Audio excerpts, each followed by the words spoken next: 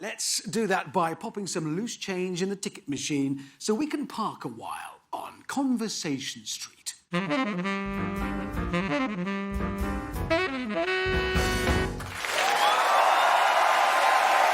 now, I've got some conversation. Good.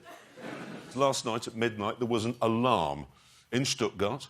The Green Party that runs the city asked really everyone here not to use wood-burning stoves and not to drive their car today. Why? Because of the smog.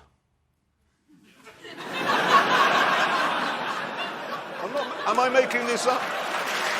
There it is.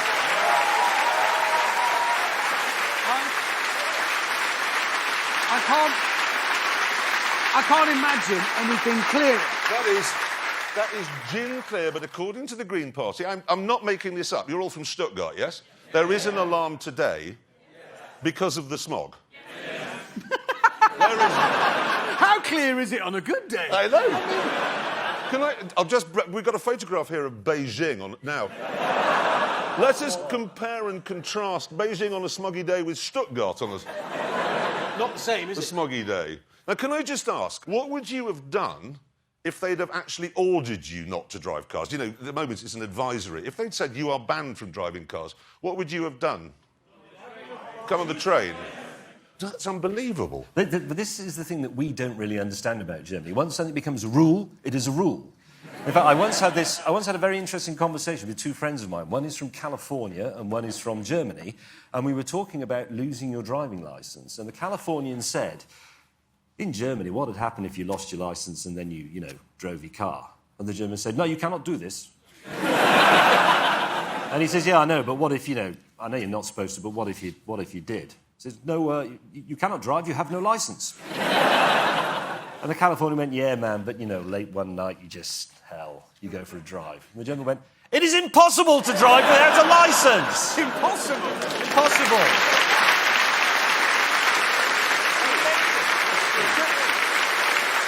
Actually, there's an interesting thing I discovered here. On a motorway, OK, obviously you can drive as fast as you like here, and you get people sometimes, not often, because your lane discipline is unbelievable, but sometimes they sit in the outside lane just dawdling.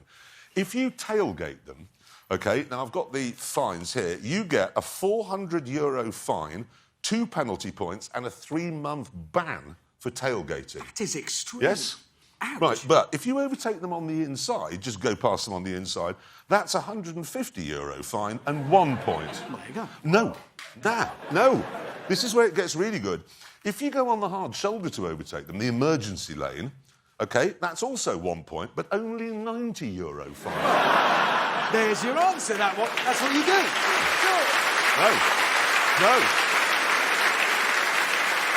No, because, you may think that, but if you fit your car with blue lights, flashing blue lights, basically you turn your car into a police car, you get, we've got the point fines here, €20 fine and no points at all. What? You're joking. Blue lights. No, you've got to understand. That's true. That is very strange to our ears, because if you tried that at home, our home in the UK, you would be charged with impersonating a police officer and you would never get out of prison, ever. No, people say Germans have no sense of humour. If you want to know what no sense of humour is, impersonate a policeman in Britain. Then you'll know what no sense of humour is. Right, that is the end of Conversationstrasse. Because it's time now for us to enjoy a gentle stroll along the sunlit sidewalks of Conversation Street.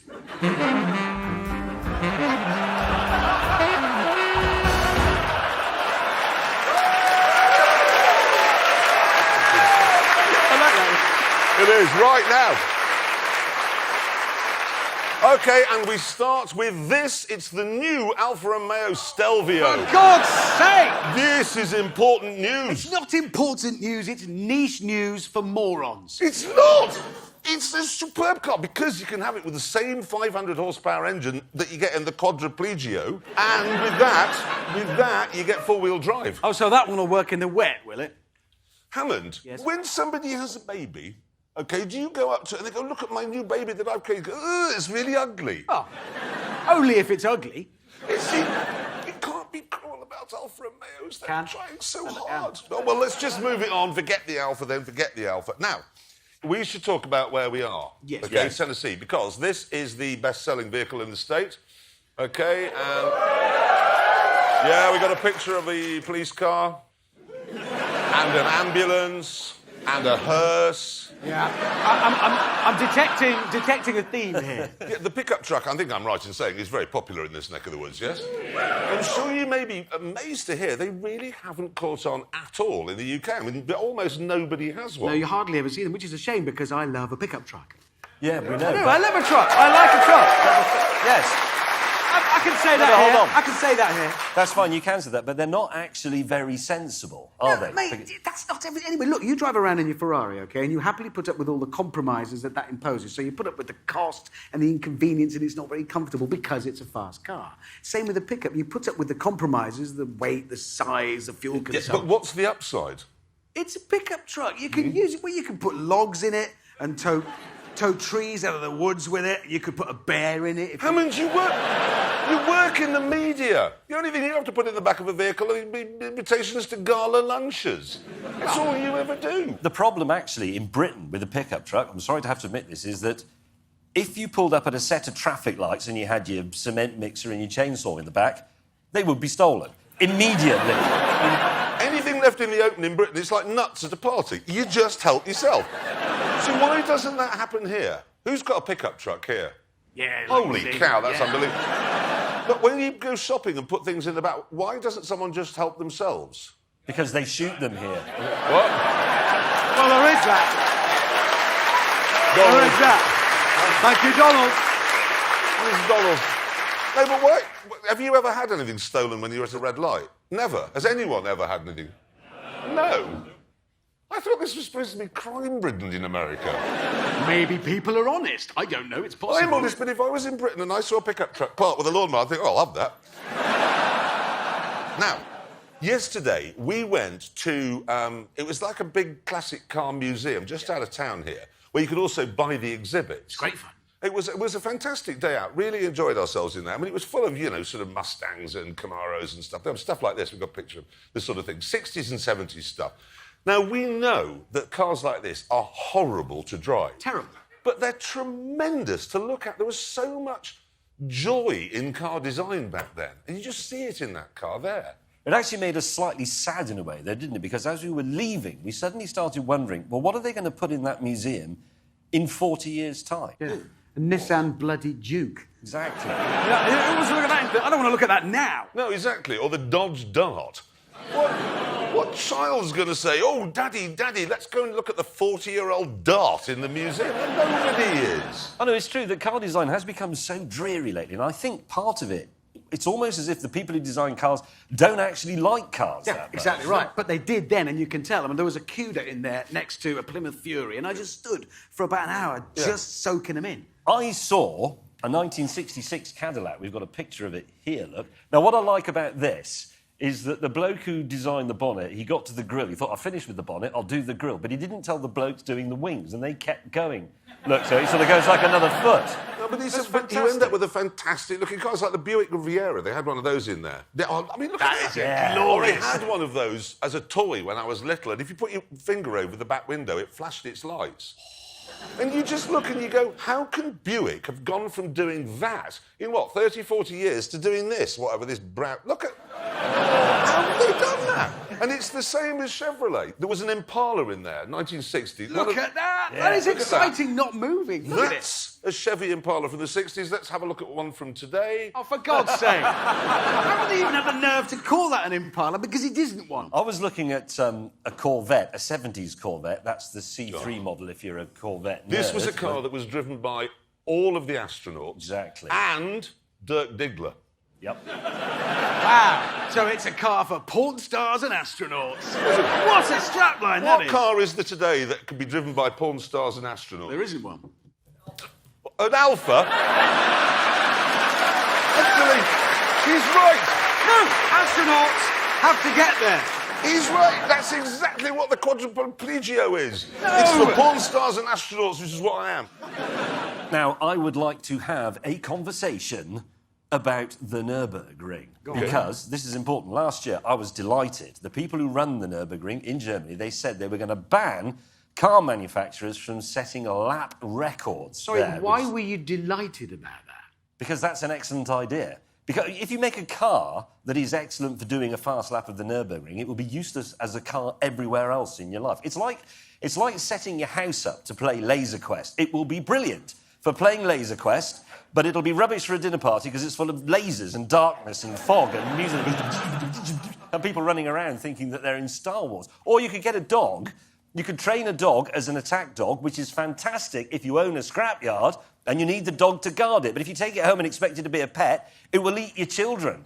It's completely useless. That's what happens when you set a car up for the Nürburgring. Yeah, this isn't really a conversation, James. No, I think we've accidentally turned down Rant Lane this week. Well, there's more, he's off again. No, but the thing is, the bad news in all this is that they've decided that they will allow car manufacturers to set lap records again. Well, that's good. No, it's bad. OK. Because think of the cars that have come out recently that we've driven that have been developed so that they would go fast around the Nürburgring. BMW M4 GTS, you can't deny it, it's a terrible car. Yes. Nissan GTR, the track edition, that is a terrible car. Even Seat, the Seat Leon Cupra 280, that's got a hatchback record for going around the Nürburgring, and it's rubbish. The Nürburgring ruins cars. I'm developing an app for the smartphone called Bomb the Nürburgring, where you guide a Dornier 17 over it and blow it up. What are you doing on this programme? Talking sense. Good question. I don't know. Because we have this old woman who has a baking show in Britain. She's called Mary Berry. And it would be the same, you probably know, she's probably the same as her saying, I hate cakes. Yes.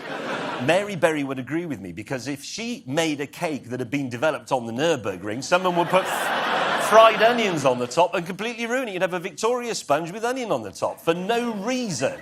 James, you know you're weird, don't That's you? not weird. That's the most sensible thing that's ever been said on this show. You are weird. Not weird. He is weird. We were coming through the airport here the other day, coming through Chicago, and he went, Jeremy, smell my jacket. He said what? Yeah. He did. He said, smell my jacket. I said, why? He said, because it smells of old record players. Mate, that is weird. But it did. You know record players don't smell of anything. They do. Old ones do. They smell of old record players. Who knows what an old record player smells of? Smells of decaying electrical I'd like us to move things it and on because valves. it's getting scary now. What are you That's doing? not a record Smells player. of anything. What do you want about? Does anybody have an old record player or anything old electrical? They smell, don't they? Does have a anybody smell. ever smelt an old record player, really? You think you have? You've smelt an old... God's truth. Did it have a wax cylinder on it, your old record player? What? They smell like old plastic and warm rubber. Yeah, exactly. See, No, that's the smelling of his special drawer, is that? You're actually talking to Thomas Edison there. He invented the record player. Impressive. Well done, sir. Right, so let's move on. It's time now for us to take a gentle cruise down the velvety smoothness of Conversation Street.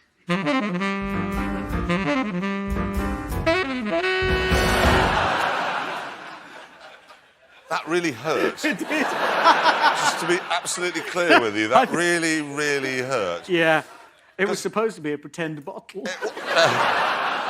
Anyway, let's move it on. Yes, I would like to converse about something very important. Why is it that we have leather seats in cars? Because in reality, it's a terrible material. I mean, it's too shiny and slippery, and it's too hot or it's too cold. It's rubbish. No, I know. I think it's because we got hung up on the idea, didn't we, that leather is somehow posh on a car seat.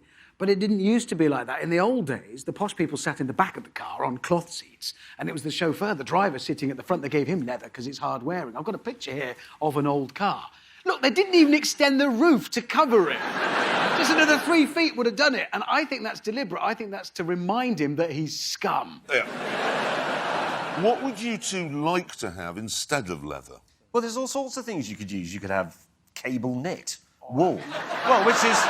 But it's nice, it's cosy. I'm just Lovely. desperately looking around. I mean, his jumper would make quite a good car seat. Yeah, be It's cosy. nylon.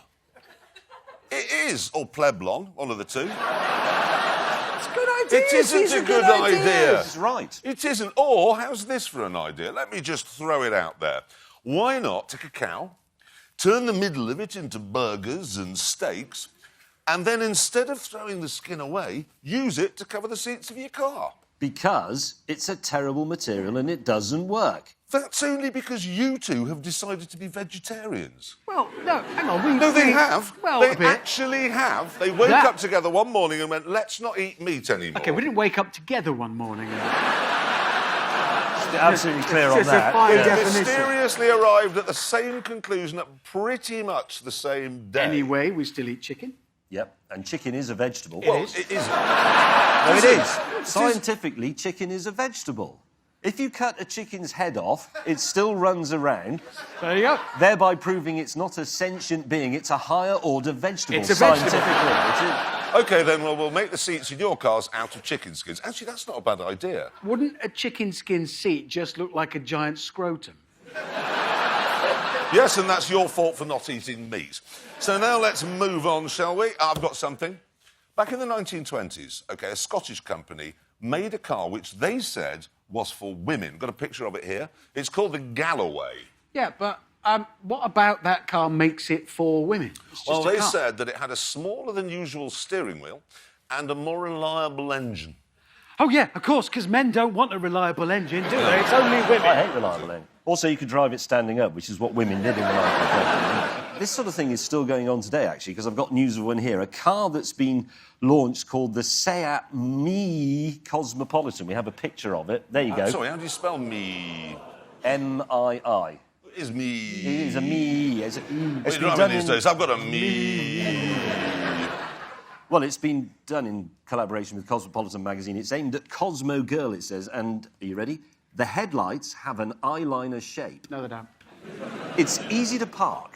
Oh, yeah, because I much prefer a car that's hard to park because I'm a man. Can we just can we get something clear here, OK? This gender splitting of cars is ridiculous. It's like saying, oh, well, a woman's airline seat or a woman's matches or a woman's anything. Hello, can I buy a box of women's pencils, please? Exactly. Say. Exactly. The only things I can think of that can be split by gender are bicycles, because of the crossbar, Oh, yeah.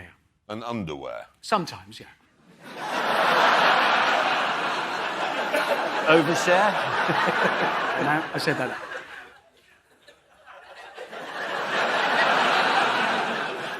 I left in a hurry. It is, honestly, I just can't understand why people think there's such a thing as a woman's car and a man's car. No, it's ridiculous. It's not as if you drive cars with your old chap or your magic triangle. It's ridiculous. But then there's there's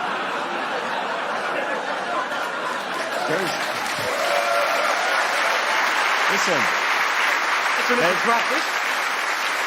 But a few years ago, Volvo did a concept car, and they boasted very loudly that the whole thing had been designed entirely by women. Okay, and I've got a picture of it.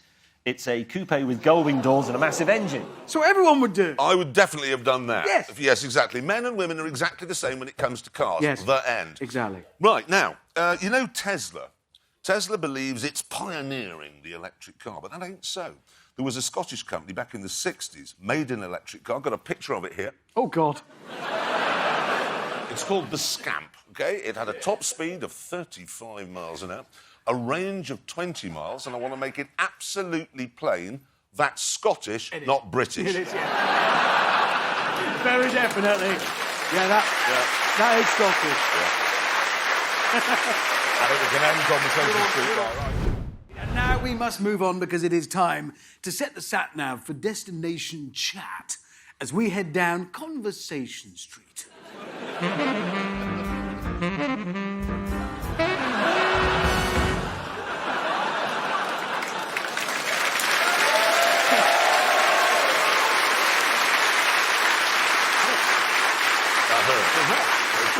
Well, it didn't hurt as much as the wine bottle last week. Now, Mercedes. They've come up with this plan, or this idea, where you can rent your car out when you're not using it. Was that a bit like Airbnb? Is it? Exactly like Airbnb. The thing Mercedes haven't realised is that we, and I'm sure you all agree with me on this, we form an emotional bond with our car. Yeah, we're attached to them. Exactly. So you're renting it to someone else. It'd be like renting out your pet. Yeah, or your penis. I mean, yes. I'm attached to it. Yes, I mean, you that's wouldn't what I want mean. to see somebody. One would hope so. Yeah. You wouldn't want to see somebody else having fun with it. No, it's mine. Exactly. Exactly. That's what I'm on about. Mercedes has obviously got it into its head, and this really worries me because it's a large car company, that cars are just tools like microwave ovens or fridge freezers that we'll just sort of glad, oh, yeah, you can borrow it, I don't really care. No, you're absolutely right, actually. They are very emotional because, you know, if you have a car, eventually you sell it, but then you see somebody else driving around in it. Yeah, that always feels bad. It's a bit like watching your ex-girlfriend do sex with someone else. It is. No, and after a terrible evening in a wardrobe, I know. Strangely undermining. I'm sorry to interrupt, but you can see those circles in the lake just Monster! there. Monster! It's a monster! I just saw... Did anyone else see that? Monster! Monster! It's real. Well, hang on, why don't we told just... you. Since we can't agree on this, is there a monster in the lock? Yeah! Right, there you go. They live here, they would know. And if there were no monster, what would you do for a tourist industry up here? Sell tea towels without monsters on them. No, I'm not having that, because what you're saying is that, you know, come to beautiful Scotland, as you've said, lovely roads, lovely scenery, Yep. there's a hotel, a beautiful lake. Why would they say, yeah, but there's a monster? That would be like saying, come to Yorkshire, it's beautiful, we've got the plague, you know? And they wouldn't do that. We've got distracted a little bit. We have got a bit off topic. What were we talking about? No, we were talking about him hiding in a wardrobe, watching Oh, an yeah. ex-girlfriend. Have Yeah, sex that was an and- overshare. It was a Okay. bit of an overshare. Yeah. It was But either that actually- or he'd rented his penis out. I can't remember. Something along those lines. But actually, there's a point I just want to make on this, about this emotional connection we have with our cars. Because you know when you scrap a car, I don't know if anyone's done that, it really is very tragic when you watch a car that you've got all those shared memories going into the crusher. It's the end of the road. It is Yeah. the end of the road. Well, there's this a new organisation, it's called Charity Car, where you can give your car to them, they deal with all the paperwork and what have you, take your car away, yeah? And then they give the money that they raise to a charity of your choice. Well, that's quite a nice It is a idea. I nice like that. idea, so that, you know, it's sad your old car's gone, but now, you know, a donkey can be rescued. And your car lives on in the smile of an abandoned donkey. That's a beautiful thing. That's what we're about. That's what this show is, it's all heart. Yeah. That's what we are. Heart and road safety, those are the two pillars of that underpin everything, really, on this show. I've got some conversation Have you? for you, yes, which is that there's a website that tells you how many of any given type of car are still left on the roads of Britain today, yes? And I'm afraid we have some sad news. Yeah, we do. This is a big worry. You remember the Citroen Saxo VTS? Yeah? There it The is. car of the agri. It is. The ideal car to nip out and steal a chainsaw in. Fabulous, proper, fizzy little hatchback. Loved it. Well, in 2008, there were 5,000 of them on the road. Mm-hmm. This year, 491 left on the road. And in fact, I know this is a worry. We've done it. Look, we've got a little chart. We've drawn this up. At that rate, by 2019, they'll all have gone. There's also the Vauxhall Calibra 16 valve. There's a picture of it. We used to love that. Do you know there are only 323 of those left, and they could be extinct within a year. And do you know what's interesting is there are people all over the world working hard to save the tiger from extinction. But nobody is doing anything to save the Vauxhall Calibra 16 valve. We've identified something here. No, there isn't. However, there is some good news in all of this. The Morris et al. 175,000 of these turds were squeezed out by the Austin. And in 2015, there were only 35 left. Yes! Now you can cheer. That is good news. It's good news. Only 35 on the road. Wait. You're absolutely right. But before you celebrate, yes, 35 left on the road in 2015. In 2016, there were 47. Oh, so they're going up? Are they mating? No. No. I think people are restoring them. What people? Mad people. Anyway, look. No, you're possibly right, but I've done a calculation. And at that rate, that's a 34% increase in just 1 year. And at that rate, by the year 2044, all 175,000 Morris et al.'s will be back on the road. Oh, my God. This is a disaster. It is. That, ladies and gentlemen, is Brexit. That's what they want, backwards with Britain. It is time now, since we've reached the end of conversations. It is now time for us to visit the headquarters of Chat & Company, who are, of course, based on Conversation Street.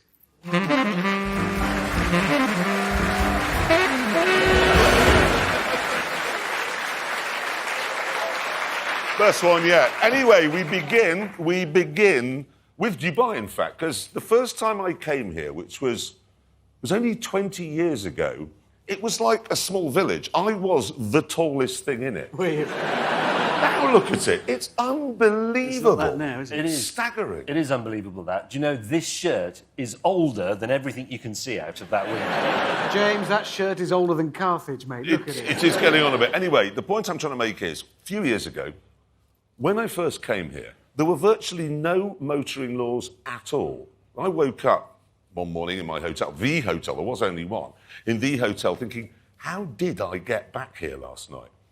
Looked out of the window, 2 wheel marks right over the ornamental roundabout. And in the flower bed, my Range Rover. Jeremy, were you very tired when you parked it? I was off my face with Okay. tiredness. Okay. Barely able to concentrate. But it was an extraordinary free-for-all, which I bet it isn't now. No, it really isn't now. There are now very many rules and many stiff punishments. I've got some of them here. Getting behind on the repayments on your car loan, you go to prison. Making rude gestures at other motorists, you go to prison. They're all just the things I did when I was 17, all of them every day. I quite approve of that. I'm just thinking of all the things that you could be sent to prison for in Britain. Oh, good if we run it properly. conversation. Very good I like conversation, that. isn't it? Here's one. Anyone who takes more than 5 seconds between getting in their car after filling up with petrol and driving off. Yeah. Do you know what I mean by- Definitely. What do they do? I know. What? Restaurant owners who serve food on a piece of wood. It's not very car-related, is it, really? No, it's not. But Heston Blumenthal does that. yes, he does. Exactly, Heston, if you're watching. Prison. Prison. I hate that, food on a piece I of tell wood. you what I hate. I may have mentioned this a couple of times before, and I think it should be imprisonable. Any pilot who allows the cabin of the plane to be more than 68 degrees Fahrenheit. God, here we No, I'm with you on that one. All planes are too hot these days. Well, It's just a standard moan of yours. I know. it is... Oh, God. We do have to fly together, but obviously I make every effort not to sit near Jeremy Clarkson for a long flight. But eventually, you know, they turn the lights off and it goes all dark, and after 10 minutes, this voiceover in the blackness goes, "It's literally the hottest place in the world." Are we flying into the sun? If it gets any hotter, I shall open a window. I've heard all this so many times. Honestly, why do they do it? Why are there any pilots here? You are a pilot. Why do you do it? Why do you boil us all? Who do you fly with? Etihad. How hot are the planes? Well, there's a new rule. I'm warning you. I'm seriously warning you on this one. You land, if it's gone over 68 in the cabin, straight to prison for 50 years. Can I also say... Since you're in here, no, it's worth pointing this out. Since you're in here, when we're all trying to sleep, don't come on and tell us the outside temperature is 57 below zero, because we don't give a toss. No, we don't. All right, because you can't All open we the care window about anyway. is the temperature in the plane. Just a few rules. Anyway, let's move it on. Shall we get back onto some cars? Yeah, travel. Well, sort of travel-related stuff. OK. I've got a photograph here of Britain's idea of infrastructure investment, OK? This is in Cambridge. It's a T-junction that they've designed for reasons known only to themselves to look like a roundabout. Yeah, and let me guess, it cost 100 grand to do it. No, it was £500,000, yes. Of course it was, yeah. £500,000 they charged the taxpayer for that. For some paving slabs, which Exactly. is what that is. Anyway, Dubai's idea of infrastructure investment is a little bit different, because what they're planning is this. It's called the Hyperloop. It's like a tube train. And it'll go from Dubai to Abu Dhabi, which is about 100 miles away, in 12 minutes. 12 minutes? Wow. 12 minutes. That's how long that will take. So how fast does it go? 500 miles an hour. I mean, that is just breathtaking. something right? else. It really is. Well, hang on. Do you say it was 100 miles? Yep. It's going 100 miles at 500 miles an hour in 12 minutes. That means it accelerates to 500 miles an hour instantly. Ooh, you're going to have trouble holding on to the drinks trolley at that, aren't you? When it sets off, you'll poo yourself, and then when it stops, you'll wee yourself at the end. It's a reason. Are there any doctors here? I'm just saying. It's not a medical argument. I'm just saying. Could I'm well- not sure you're right. I think, well, think about Newton. If you set off, you'll poo yourself, yes, but when it slows down, you'll unpoo yourself, because everything has an equal and opposite reaction. I'm roughly right, aren't I? Any physicists here? I think we should move on. Yeah.